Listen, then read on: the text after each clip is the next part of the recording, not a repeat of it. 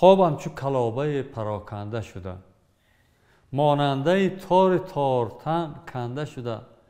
آزار تو خاک خورده چون زنبور، در سینه من گزنده گنده شده.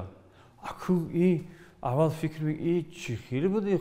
خیلی کلابه که افتید همین به ترتیب میره. خوابم همین خیلی وقتی که منم همین من گفتن درباره استاد بازار شما دعوت کردین، من راستش خوابم پرید. از ساعت 2 این طرف خوابم نبرد. یادم گویا که همون اولین شناسایی و همکاری هامون و هم نشستمون و هم معرکه رفتن و هم از مثل فیلم باره از پیش نظرم گذشت.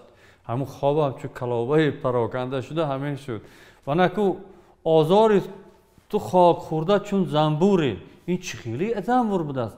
این اگر بینید در قشلاق همین نیگساده و رهروای همون حولی با همین زنبوری زردک میگیم همین هیچه میکند. اگر کودکا بازی میکنند نه یک آدم قد بلند اگر گذارد میتواند که و یک گزد برای که خلل را میرسند.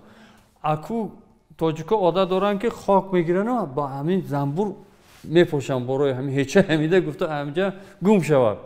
انا همین من خودم خاطرم دارد من چند بار گزیده است همین تا 20-25 متر من سر کردن همین گزیدگی است. اینه در شعر جو کردن اکو گوید آزار تو خاک خورده چون زنبوری، در سینه من گزنده گنده شده.